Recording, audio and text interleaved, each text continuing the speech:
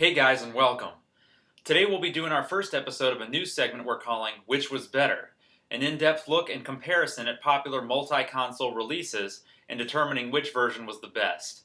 Today we'll be looking at Fatal Fury for the Super Nintendo and Sega Genesis, and pitting both versions against each other in order to crown a true King of Fighters. Fatal Fury is the story of Terry Bogard, who after 10 years of waiting patiently, joins the King of Fighters tournament held by Geese Howard in order to get revenge on Geese for murdering his father, Jeff.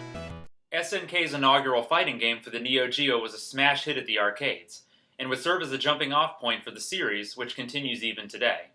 The game's popularity only seemed to grow with time, and home versions seemed inevitable.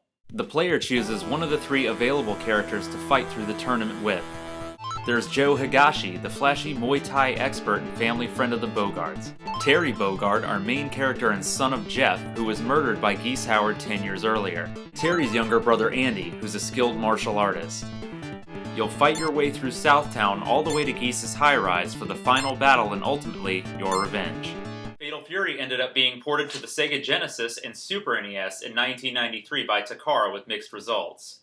Both versions had their strengths and weaknesses, as neither was 100% arcade accurate. The first game we'll take a look at is the Sega Genesis version. The most notable omission from the Genesis version is the removal of two of the characters from the arcade, Hua Jai and Billy Kane. They're both present in the game as background cameos, and replaced by having the player fight the other two main characters during the course of the story mode. Another missing feature from the arcade version are the arm wrestling bonus stages, which were more aggravating than anything else, so good riddance. The game plays smoothly and without a hitch, and uses the same 3-button system as its arcade counterpart. The famous multi-plane system is represented in full, and it's as easy as ever to jump and attack in and out of the foreground and background. Special moves are done with relative ease, as the controls are tight and responsive.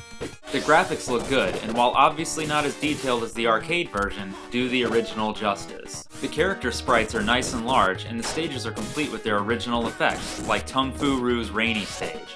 Sound quality is equally decent, with grunts and groans accounted for, and all of the arcade's famous music tracks. And you can't deny the greatness that is Duck King's stage music. In between every few fights, you'll see cutscenes from Geese's perspective all the way up to the final fight. These are recreated on the Genesis wonderfully, with all of the original artwork from the arcade version. Finally, the 2-player versus mode allows both players access to the entire roster of fighters, and can be a lot of fun. And now on to the Super NES version, which was also released by Takara in 1993. And what's the first big cut of the Super NES version? The plane system from the arcade and Genesis version is removed completely and reverted to a more conventional single-plane system, like Street Fighter II. The arcade bonus rounds were also removed, but replaced with new ones where the player spends some time punching flying tires. All of the original characters are here as well as their original stages, including both Hua Jai and Billy Kane. The gameplay in the Super NES version of Fatal Fury is frustrating at best. The controls seem to have what appears to be about a half-second delay, making special moves tough to pull off in a pinch.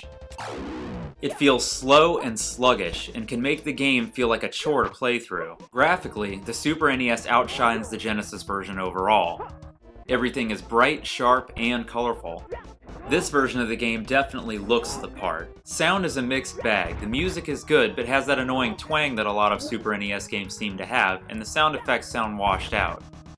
One thing to note here is the awkward sound the characters make when they get knocked out, which can grate on your nerves after a while.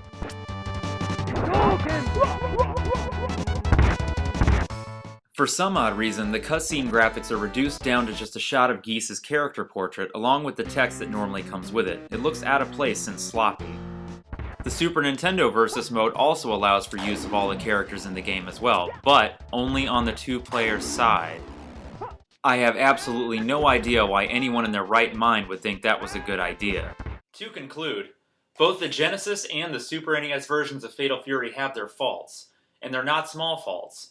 The Super NES version looks great, but plays awkwardly and is missing the trademark plane system of the arcade, while the Genesis version plays and sounds great, but is missing 2 pretty important characters and the bonus stages. The clear winner, in my opinion, is the Sega Genesis version. The game plays much better than the Super NES version, and the inclusion of the plane system makes it feel much more like playing the original.